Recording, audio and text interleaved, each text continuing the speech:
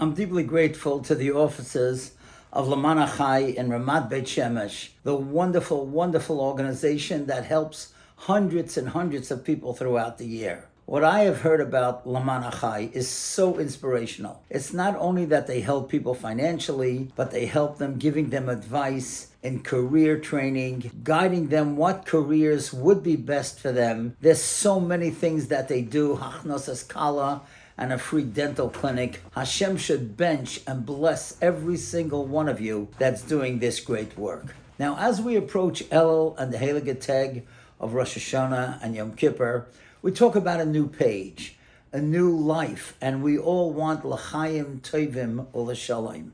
And that's what I would like to talk about. What is it that we can do to assure ourselves as much as possible that we would be zeicha in this new year to a new life of goodness and shalom and Ahavas Yisrael? I think that one of the most important things that we could do is listen to that which Shlomo HaMelech writes in Mishlei. And he writes a very famous pasuk. Actually, it's written twice. Utzdaka tatzil mimoves.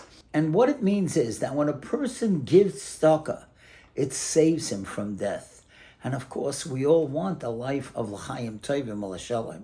So I want to share with you a beautiful story that I think you'll never forget. And I'm going to show you something special in a moment.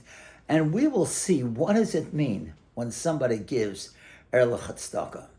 You see, here in New York, there's an area called Flatbush. It's in Brooklyn. And there are a number of fellows, 4 or 5 guys who have been friends for years. They went to high school together, to base medrash together, and they all got married pretty much the same time. And they all, with their families, still live in Flatbush in Brooklyn. Now, every year, what they do at the end of the winter semester, they all go down, they have off school. So they go with the kids, they go down to Orlando, and they rent a condominium. Every year, the same condominium. It has a private pool, it has an arcade game room, and the kids have a great time there. So this father, one year, announced that he is going to make a Suda Seidah when they got back to Flatbush. And he invited everybody, not only those that came down to the winter break, but he invited all his friends and family in Flatbush. And nobody understood why he wanted to make this Suda Seidah. And he told this story, that one morning the women decided that they wanted to go shopping. So the men figured, okay, if they're going shopping, we could take the kids down to the pool. And they were having a great time swimming, and after a while, the men went upstairs, and the children remained in the arcade room.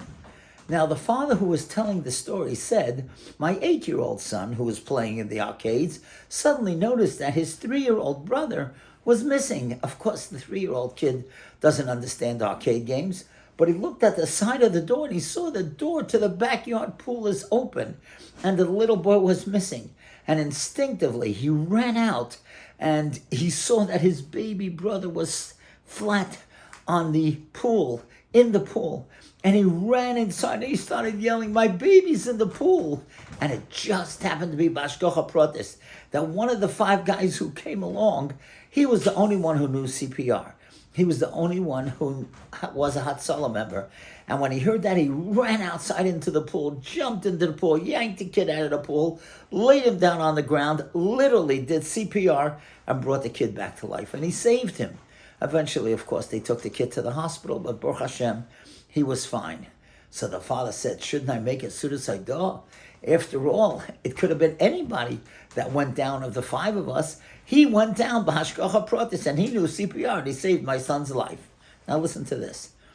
When he finished speaking, the wife of the Hatzalah person got up and said, now she wants to speak. Now listen to what she said. You'll never forget it.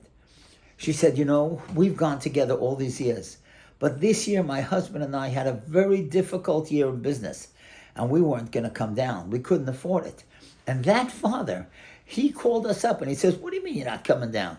We're all like brothers and sisters. I'm paying for you and your husband and your 4 children. And that's what he did. He gave us in a way tzedakah. He gave tzedakah so that the 4 children and we, the parents, were able to go down. Now, of course, the tzedakah that he gave, he thought he was doing that for ourselves, for us. It turned out he was doing it for himself, in a sense, because the guy he brought down was the Hatzalah guy who saved his son's life. Now, you want to know where this story says in the Torah? Let me show you something amazing.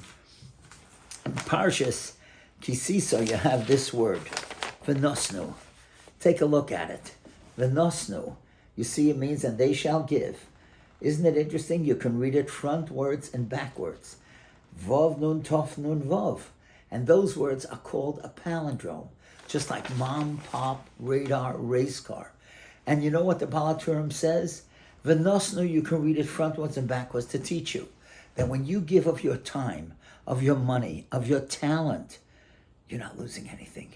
You're going to get it back. Hashem keeps a scorecard. And all the good that you do for Lema'an Achai, Hashem watches.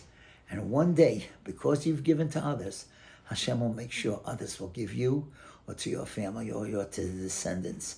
And so therefore, right now, as we look for this new page of Rosh Hashanah and Elul and a new year, Tovshin Pei Dalet, let it be a year of Pidyon, of redemption, that Mashiach should come. And until then, let it be a year of L'chaim Tovim L'shalom, the good that we do for others. Hashem will make sure we get that good as well. Thank you so much, Lema'an Achai, and keep up your great work.